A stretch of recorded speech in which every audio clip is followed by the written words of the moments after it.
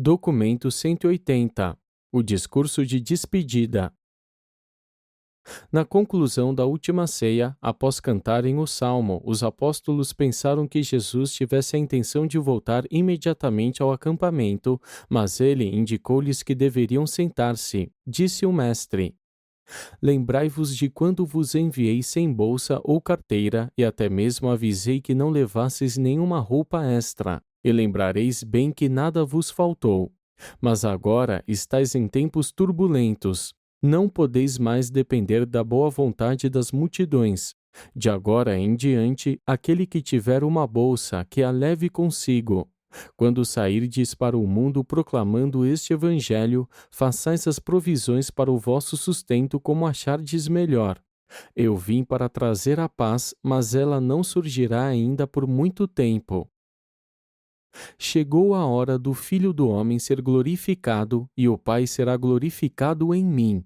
Meus amigos, devo ficar convosco apenas por pouco tempo mais. Em breve buscareis por mim, mas não me encontrareis, pois estou indo para um lugar onde vós não podeis ir neste momento. Mas quando tiverdes acabado a vossa obra na terra, como agora eu completei a minha, então vireis a mim do mesmo modo que agora eu me preparo com a finalidade de ir para o meu Pai. Muito em breve eu vou deixar-vos e não me vereis mais na terra. Todavia, todos vós me vereis na idade que virá, quando ascenderdes ao reino que o meu Pai me deu. 1. O novo mandamento. Após alguns momentos de conversa informal, Jesus levantou-se e disse: Quando interpretei para vós uma parábola, indicando como deveríeis estar dispostos a servir uns aos outros, disse que desejava prover-vos com um novo mandamento, e agora que estou para deixar-vos, gostaria de fazer isso. Conheceis bem o mandamento que indica que deveis amar-vos uns aos outros, que ameis vosso semelhante como a vós próprios. Mas não estou plenamente satisfeito, nem mesmo com tal devoção sincera da parte dos meus filhos. Gostaria de ver-vos praticando atos ainda maiores de amor no reino da fraternidade crente. E assim vos dou este novo mandamento: amai uns aos outros como eu vos amei. E amando assim uns aos outros, todos os homens saberão que sois meus discípulos. Ao dar-vos esse novo mandamento, não coloco nenhum peso novo sobre as vossas almas. Trago sim a vós uma nova alegria, tornando possível que experimenteis um novo prazer de conhecer a delícia de dar afeição do vosso coração aos vossos semelhantes. Estou na iminência de experimentar uma alegria suprema na dádiva da minha afeição a vós e aos vossos companheiros mortais, mesmo passando por um sofrimento exterior. Quando vos convido a amar uns aos outros como eu vos amei, apresento a medida suprema da afeição verdadeira, pois um amor maior do que este nenhum homem pode ter, o de dar a sua vida pelos seus amigos. Sois vós os meus amigos, e continuareis sendo meus amigos se estiverdes dispostos a fazer o que vos ensinei. Me chamais de mestre, mas não vos chamo de servos. Se apenas amardes uns aos outros como eu vos estou amando, sereis meus amigos e sempre declarei o que o Pai revela a mim. Não fostes meramente vós que me escolhestes, eu também vos escolhi, e ordenei-vos que saísseis pelo mundo para colher o fruto do serviço do amor aos vossos semelhantes, do mesmo modo que eu vivi entre vós e vos revelei o Pai.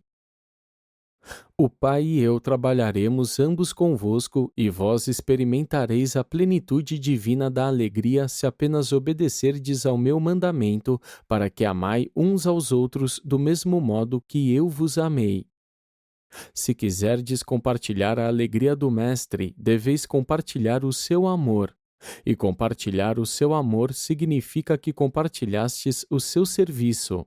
Essa experiência de amor não vos liberta das dificuldades deste mundo, não cria um novo mundo, mas muito certamente faz do velho um novo mundo.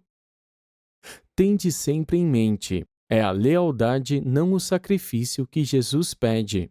A consciência do sacrifício implica a ausência daquele afeto de todo o coração que haveria feito desse serviço de amor uma alegria suprema.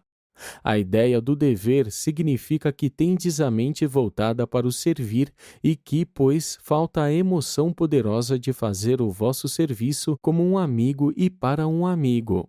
O impulso da amizade transcende todas as convicções do dever, e o serviço de um amigo para um amigo nunca pode ser chamado de sacrifício. O Mestre ensinou aos apóstolos que eles são filhos de Deus. Ele chamou-os de irmãos, e agora, antes que ele parta, chama-os de seus amigos. 2.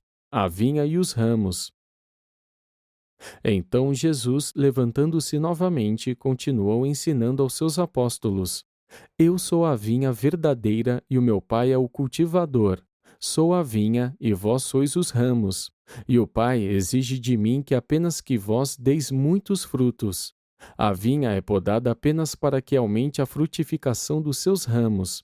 Cada ramo que sai de mim, sem dar nenhum fruto, o Pai o cortará. Todo ramo que gera frutos, o Pai o limpará para que possa conceber mais frutos. Vós já estáis limpos por intermédio da palavra que pronunciei, mas deveis continuar a ser limpos. Deveis habitar em mim e eu em vós. O ramo morrerá se separar-se da vinha. Como o ramo não pode dar fruto a menos que habite na vinha, assim também vós não podereis produzir os frutos do serviço do amor a menos que habiteis em mim. Lembrai-vos, sou a vinha verdadeira, e vós sois os ramos vivos. Aquele que vive em mim e que nele eu vivo dará muitos frutos do Espírito e experimentará a alegria suprema de produzir essa colheita espiritual. Se mantiverdes comigo essa ligação espiritual viva, dareis frutos abundantes. Se habitardes em mim e se as minhas palavras viverem em vós, sereis capazes de comungar livremente comigo, e então o meu Espírito vivo pode infundir-se em vós para que possais pedir tudo o que o meu Espírito quer e cumprir tudo com a segurança de que o Pai nos concederá o nosso pedido. Nisto o Pai é glorificado, pois a vinha tem muitos ramos vivos e cada ramo dá muitos frutos. E quando o mundo vir esses ramos frutificando, os meus amigos que se amam uns aos outros como eu os amei, todos os homens saberão que vós sois verdadeiramente os meus discípulos.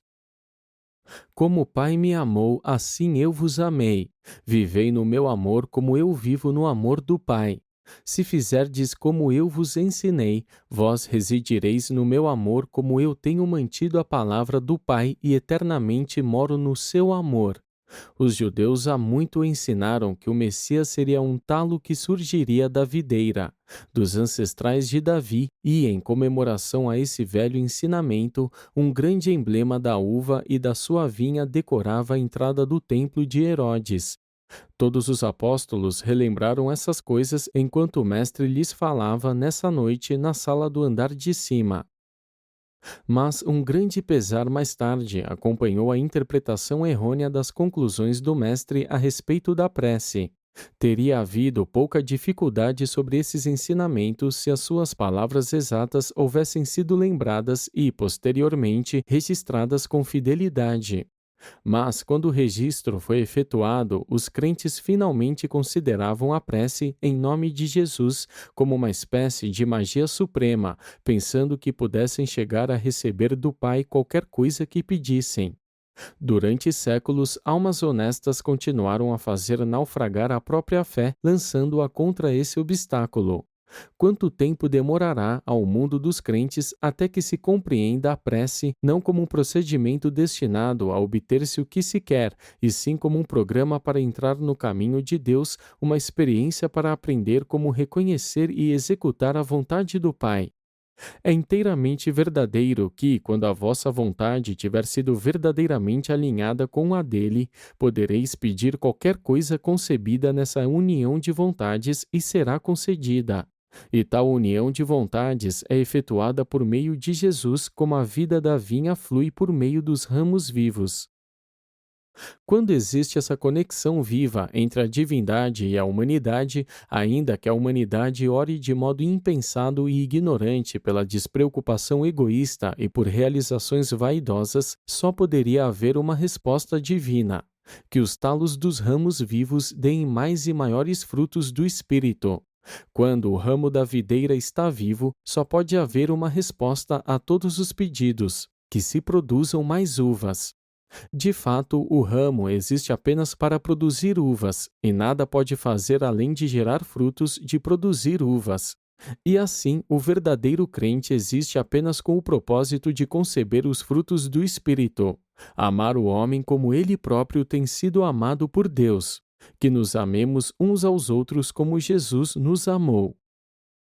E, quando a mão da disciplina do Pai é colocada sobre a videira, isso é feito por amor, com a finalidade de que os ramos possam dar muitos frutos, e um cultivador sábio corta fora apenas os ramos mortos e que não dão frutos. Jesus teve grande dificuldade em levar até mesmo seus apóstolos a reconhecerem que a prece é função da força do crente nascido do Espírito no reino dominado pelo Espírito. 3. A inimizade do mundo. Os 11 mal haviam cessado as suas discussões sobre o discurso da videira e os ramos, quando o mestre, indicando que estava desejoso de falar mais a eles e sabendo que o seu tempo era curto, disse: Quando eu vos houver deixado, não vos desencorajeis com a inimizade do mundo. Não vos deixeis abater mesmo quando contra vós se voltarem os crentes medrosos, dando as mãos aos inimigos do reino. Se o mundo vos odiar, devereis lembrar de que ele me odiou antes mesmo de odiar-vos.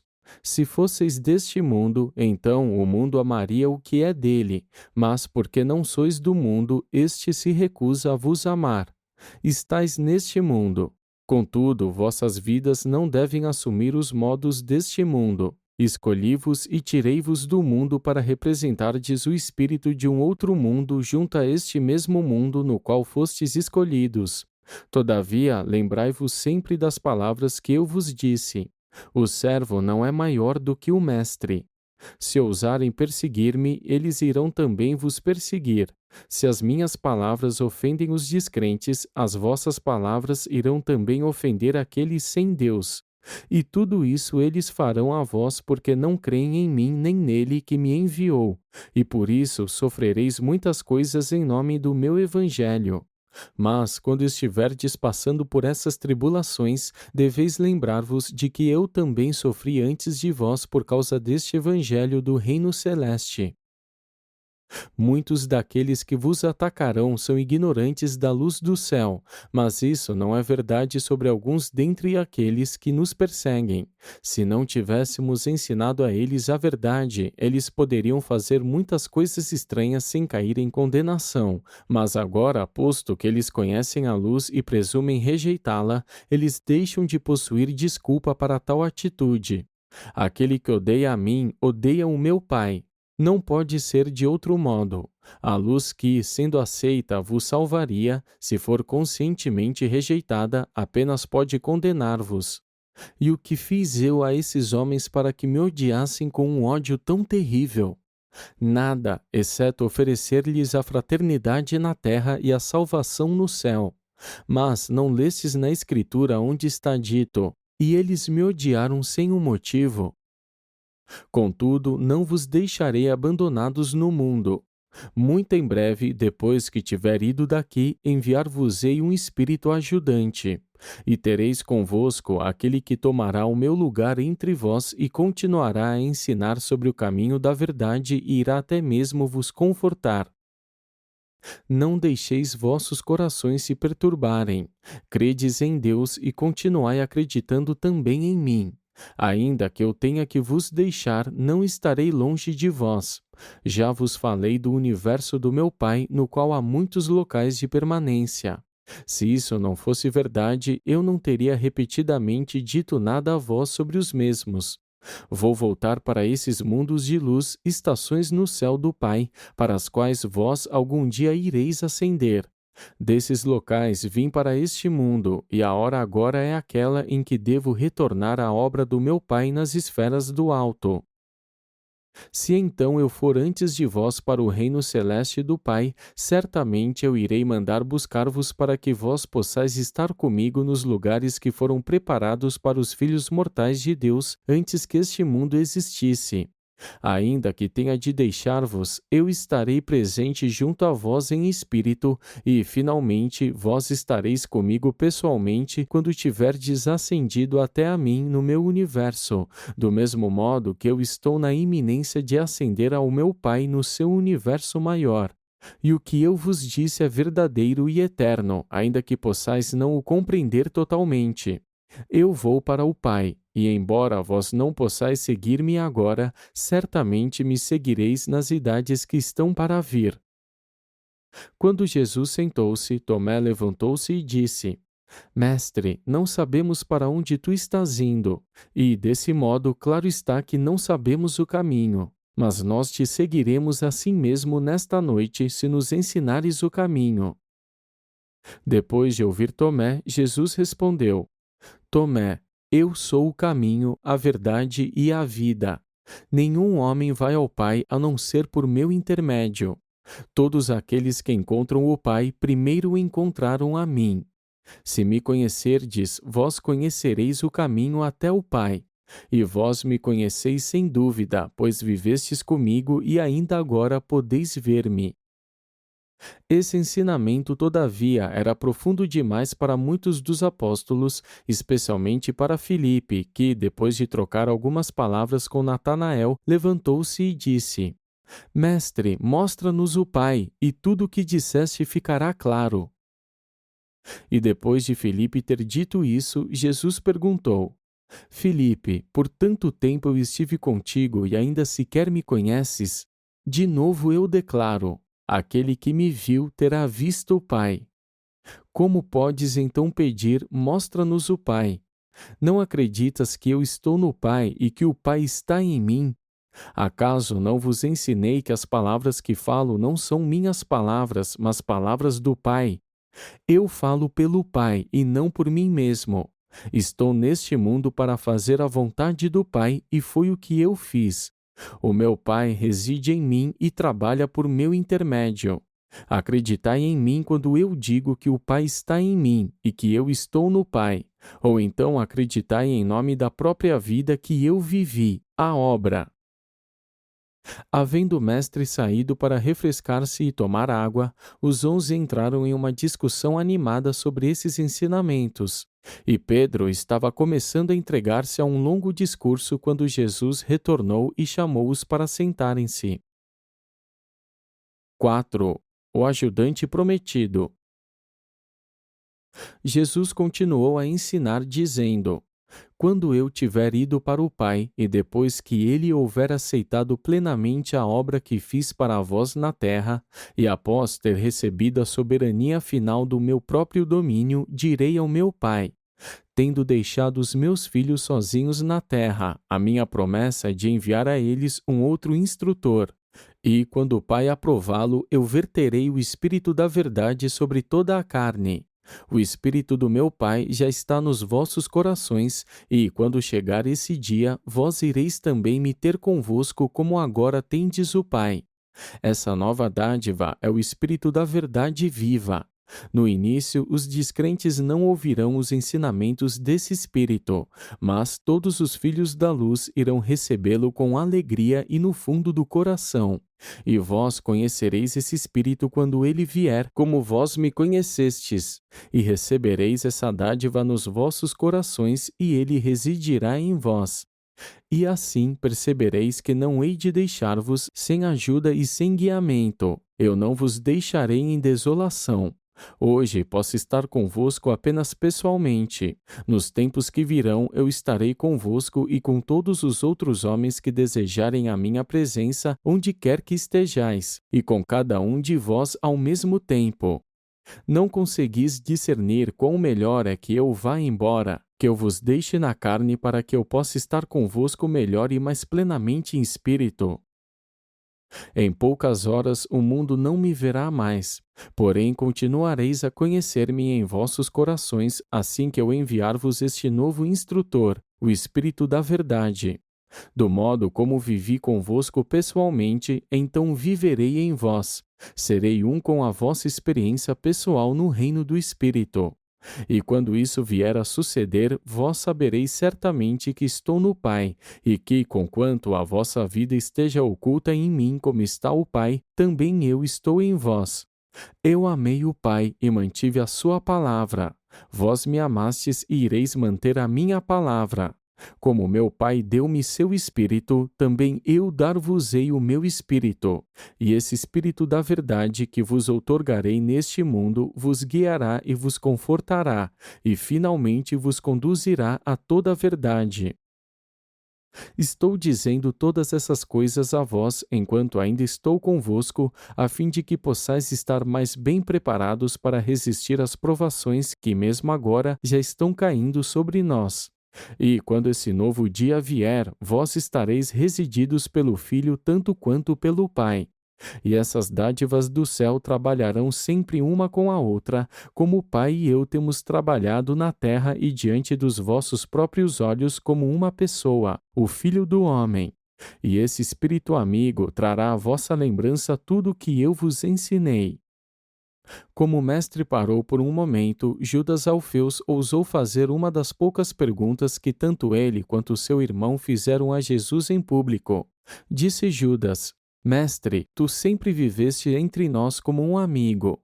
Como te conheceremos quando tu não mais te manifestares a nós, exceto por esse Espírito? Se o mundo não te vir, como poderemos nós estar certos de que és tu? Como tu te mostrarás a nós? Jesus olhou para todos, sorriu e disse: Meus filhinhos, eu estou indo embora de volta para o meu Pai. Dentro de pouco tempo não me vereis como agora em carne e osso. Dentro de pouco tempo eu enviarei a vós o meu Espírito, que é exatamente como eu, exceto por esse corpo material. Este novo instrutor é o Espírito da verdade que viverá em cada um de vós nos vossos corações. E assim todos os filhos da luz serão como um e serão atraídos uns aos outros. E desse modo, o meu Pai e eu seremos capazes de viver nas almas de cada um de vós e também nos corações de todos os outros homens que nos amam e que fazem esse amor tornar-se real nas suas experiências, amando-se mutuamente como eu agora vos amo. Judas Alfeus não compreendeu plenamente o que o mestre disse, mas captou a promessa do novo instrutor e, pela expressão no rosto de André, ele percebeu que a sua pergunta tinha sido respondida satisfatoriamente. 5. O Espírito da Verdade. O novo ajudante que Jesus prometeu enviar aos corações dos crentes, o qual ele iria verter e efundir sobre toda a carne, é o Espírito da Verdade. Essa dotação divina não é a letra nem a lei da verdade, nem deve funcionar na forma nem na expressão da verdade. O novo instrutor é a convicção da verdade, a consciência e a certeza dos verdadeiros significados nos níveis espirituais verdadeiros. E esse novo instrutor é o espírito da verdade viva e crescente, da verdade em expansão, em desdobramento e em adaptação. A verdade divina é uma realidade viva discernida pelo Espírito. A verdade existe apenas nos elevados níveis espirituais de compreensão da divindade e de consciência da comunhão com Deus. Vós podeis conhecer a verdade e podeis viver a verdade. Vós podeis experimentar um crescimento da verdade na alma e gozar da liberdade do seu esclarecimento na mente. Mas vós não podeis aprisionar a verdade em fórmulas, códigos, credos nem nos padrões intelectuais de conduta humana. Ao fazerdes a formulação humana da verdade divina, rapidamente ela se desfaz. A salvação depois da morte da verdade aprisionada, mesmo no melhor dela, torna-se apenas um fato na realização de uma forma peculiar de sabedoria intelectual glorificada. Verdade estática e verdade morta, e apenas a verdade morta pode ser mantida como uma teoria. A verdade viva é dinâmica e apenas pode gozar de uma existência experiencial na mente humana. A inteligência nasce de uma existência material que é iluminada pela presença da mente cósmica. A sabedoria abrange a consciência do conhecimento, elevado a novos níveis de significados e ativado pela presença no universo da dotação do ajudante da sabedoria. A verdade é um valor de realidade espiritual experimentado apenas pelos seres dotados de um espírito que age em níveis supramateriais da consciência do universo, os quais, após a compreensão e realização da verdade, permitem ao espírito da ativação da verdade viver e reinar dentro das suas almas. O verdadeiro discernimento interior do Filho do Universo busca o Espírito da Verdade, vivo em toda palavra de sabedoria. O indivíduo conhecedor de Deus está elevando constantemente a sabedoria aos níveis da verdade viva de alcance divino. A alma que não progride espiritualmente está constantemente reduzindo a verdade viva, trazendo-a para os níveis mortos da sabedoria e para os domínios do mero conhecimento engrandecido. A regra de ouro, quando despojada do discernimento interior supra-humano do Espírito da Verdade, transforma-se em nada mais que uma regra de conduta numa ética elevada.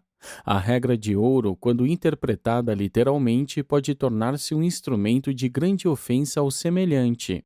Sem o discernimento espiritual da regra de ouro da sabedoria, vós poderíeis raciocinar que, posto que sois desejosos de que todos os homens digam a vós a verdade plena e franca das suas mentes, vós deveríeis, pois, plena e francamente, revelar o pensamento total da vossa mente aos vossos semelhantes. Essa interpretação não espiritual da regra de ouro poderia resultar em infelicidades incontáveis e em um sem fim de sofrimentos. Algumas pessoas discernem e interpretam a regra de ouro como uma afirmação puramente intelectual de fraternidade humana. Outras experimentam essa expressão de relacionamento humano como uma gratificação emocional dos sentimentos de ternura da personalidade humana. Outros mortais reconhecem essa mesma regra de ouro como a unidade de medida de todas as relações sociais, o padrão da conduta social. Outros ainda consideram-na como sendo a prescrição positiva de um grande instrutor moral que incorporou, nessa afirmação, o mais elevado conceito de obrigação moral, no que diz respeito a todas as relações fraternais. Nas vidas de tais seres morais, a regra de ouro torna-se o centro sábio e a circunferência de toda a sua filosofia. No reino da fraternidade crente de amantes da verdade e de sabedores de Deus, essa regra de ouro assume qualidades vivas de compreensão espiritual, naqueles níveis mais elevados de interpretação, os quais levam os filhos mortais de Deus a ver essa injunção do Mestre como exigindo deles que se relacionem com os seus semelhantes de um modo tal que eles recebam o bem mais elevado possível, como resultado do contato do crente com eles. Esta é a essência da verdadeira religião, que ames ao teu próximo como a ti mesmo. A compreensão mais elevada, contudo, a interpretação mais verdadeira da regra de ouro consiste na consciência do espírito da verdade, da realidade duradoura e viva de uma tal declaração divina.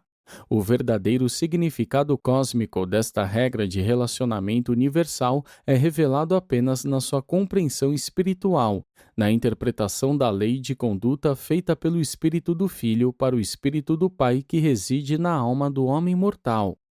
Quando tais mortais, guiados pelo Espírito, compreendem o significado verdadeiro desta regra de ouro, eles preenchem-se ao transbordamento com a certeza da cidadania em um universo amigável, e os seus ideais da realidade espiritual apenas se satisfazem quando eles amam os seus semelhantes como Jesus nos amou a todos.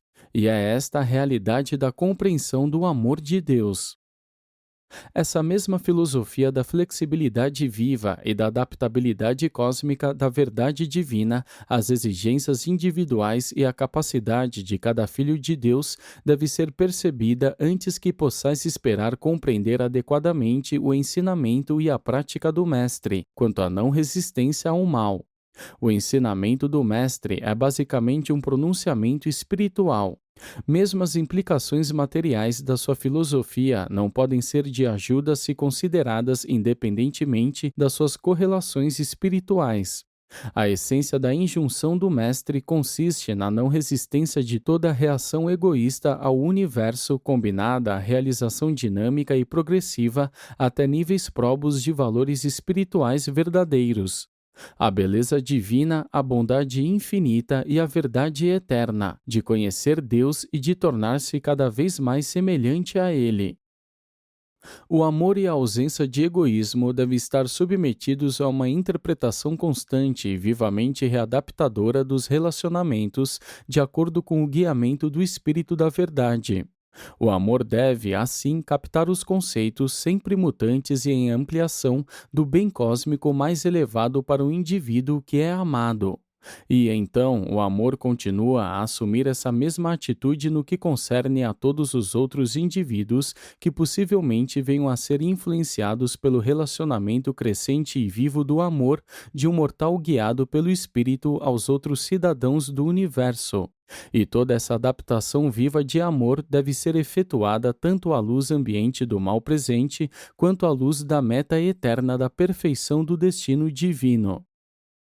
E assim devemos claramente reconhecer que nem a regra de ouro, nem o ensinamento da não resistência podem jamais ser apropriadamente compreendidos como dogmas ou preceitos. Eles podem ser compreendidos apenas ao serem vividos, ao terem os seus significados realizados na compreensão e interpretação viva do Espírito da Verdade, que dirige o contato pleno de amor de um ser humano com outro. E tudo isso indica claramente a diferença entre a velha religião e a nova. A velha religião ensinava o autossacrifício. A nova religião ensina apenas o autoesquecimento, uma autorrealização maior conjugada a um serviço social de compreensão do universo. A velha religião era motivada pela consciência-medo. O novo evangelho do reino é dominado pela convicção da verdade, pelo espírito da verdade eterna e universal. E nenhuma quantidade de piedade nem de fidelidade a um credo pode compensar a ausência na experiência de vida dos crentes do reino, daquela amizade espontânea, generosa e sincera que caracteriza os filhos nascidos pelo Espírito do Deus vivo. Nem a tradição, nem um sistema cerimonial de adoração formal podem reparar a falta da compaixão genuína pelos nossos semelhantes. 6. A necessidade de partir. Depois que Pedro, Tiago, João e Mateus haviam feito inúmeras perguntas ao Mestre, ele continuou seu discurso de despedida, dizendo: E afirmo tudo isso diante de vós antes de deixar-vos, com a finalidade de que possais estar preparados para o que virá a vós e a fim de que não caiais em erro sério. As autoridades não ficarão contentes em colocar-vos meramente para fora das sinagogas. Eu vos previno de que é chegada a hora em que aqueles que irão matar-vos pensarão estar prestando um serviço a Deus. E todas essas coisas eles farão a vós, e àqueles a quem vós conduzis ao reino do céu, porque eles não conhecem o Pai. Eles recusaram-se a conhecer o Pai, ao recusarem-se a me receber, e eles recusam-se a me receber quando eles vos rejeitam, porque tendes mantido o meu novo mandamento de amar-vos uns aos outros como eu próprio vos amei. Estou antecipando essas coisas a vós, para que, quando a vossa hora vier, como a minha agora veio, possais estar fortalecidos no conhecimento de que tudo era sabido por mim, e de que o meu Espírito estará convosco em todos os vossos sofrimentos pela minha causa e por causa do Evangelho. Foi com esse propósito que eu estive falando tão claramente a vós desde o princípio. Eu vos preveni até mesmo de que os adversários de um homem podem estar dentre os da sua própria casa. Embora este evangelho do reino nunca deixe de trazer uma grande paz à alma do indivíduo que crê, ele não trará paz à terra até que o homem esteja disposto a crer de todo o coração no meu ensinamento e a estabelecer a prática de fazer a vontade do Pai como principal propósito ao viver a vida mortal. Agora que vos estou deixando, vendo que é chegada a hora em que eu devo ir para o Pai, surpreendo-me com o fato de que nenhum de vós me haveis perguntado: por que nos estás abandonando? Contudo, eu sei que fazeis essas perguntas nos vossos corações. e falarei a vós claramente como um amigo a outro. É realmente proveitoso para vós que eu me vá. Se eu não for embora, o novo instrutor não poderá vir até os vossos corações. E eu devo despojar-me deste corpo mortal e ser restaurado no meu lugar no alto, antes de poder enviar o Espírito instrutor para viver nas vossas almas e guiar os vossos espíritos à verdade. Quando o meu espírito vier residir em vós, ele iluminará a diferença entre pecado e retidão e capacitar-vos-á a discernir entre eles com sabedoria nos vossos corações. Eu ainda tenho muito a esclarecer, mas vós não podeis suportar nada mais por agora. Todavia, quando vier o Espírito da Verdade, finalmente guiar-vos-á toda a verdade, ao passardes pelas muitas moradas no universo do meu Pai. Esse Espírito não falará por si próprio, mas irá declarar-vos aquilo que o Pai revelou ao Filho, mostrando-vos até mesmo as coisas que virão. Ele glorificar-me-á como glorifiquei meu Pai. Esse Espírito virá de mim e vos revelará a minha verdade. Tudo que o Pai tem sob o seu domínio agora é meu. E é por isso que eu disse que esse novo instrutor tomaria aquilo que é meu para revelá-lo a vós. Muito em breve eu vos deixarei, mas por pouco tempo. E depois disso, quando me virdes novamente, eu estarei já a caminho do Pai, e pois nem mesmo então me vereis por muito tempo. Enquanto Jesus parou por um momento, os apóstolos começaram a conversar uns com os outros. O que é isso que ele está dizendo a nós? Muito em breve eu vos deixarei. E quando me virdes novamente, não será por muito tempo, pois eu já estarei a caminho do Pai, e pois nem mesmo então me vereis por muito tempo. O que ele quer dizer com esse muito em breve e por muito tempo? Nós não conseguimos compreender o que ele nos está dizendo. E, porque soubesse que eles faziam essas perguntas a si próprios, Jesus disse: Estais perguntando lá dentro de vós sobre o que quis dizer quando afirmei que em breve eu não estaria mais convosco e que quando me virdes novamente eu já estarei a caminho do Pai? Eu vos disse claramente que o Filho do Homem deve morrer, mas ele ressuscitará. E então, como não sabeis o significado das minhas palavras? Inicialmente ficareis tristes, porém mais tarde rejubilar-vos-eis junto com muitos dos que compreenderão tais coisas depois que elas acontecerem. Uma mulher de fato sofre na hora do parto, mas depois de dar à luz ao seu filho, imediatamente se esquece da angústia perante a alegria de saber que um ser humano nasceu para o mundo.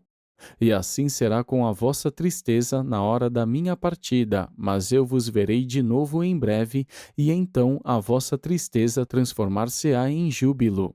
E uma nova revelação virá a vós, a da salvação de Deus, que nenhum homem poderá tomar de vós. E todos os mundos serão abençoados com essa mesma revelação da vida de triunfo sobre a morte. Até então vós fizestes todos os vossos pedidos em nome do meu Pai. Quando me virdes novamente, vós podeis pedir em meu nome também, e eu vos ouvirei. Aqui na terra eu vos ensinei por meio de provérbios e falei a vós por parábolas. E o fiz assim porque no espírito sois apenas como crianças, mas a época está chegando em que eu vos falarei claramente a respeito do Pai e do seu reino. E eu farei isso porque o próprio Pai vos ama e deseja ser revelado mais plenamente a vós. O homem mortal não pode ver o Espírito do Pai. Portanto, eu vim ao mundo para mostrar o Pai aos vossos olhos de criaturas. Mas quando tiverdes crescido para tornar-vos perfeitos em espírito, então vereis o Pai. Quando os 11 ouviram-no falar, eles disseram uns aos outros: Vede, ele fala claramente a nós. Certamente o Mestre veio de Deus, mas por que lhe diz que deve voltar ao Pai? E Jesus viu que nem assim eles o haviam compreendido ainda. Esses 11 homens não conseguiam escapar das suas ideias longamente alimentadas dentro do conceito judeu do Messias. Quanto mais eles criam em Jesus como sendo o Messias, mais complicadas tornavam-se essas noções arraigadas a respeito do triunfo material glorioso do reino na terra.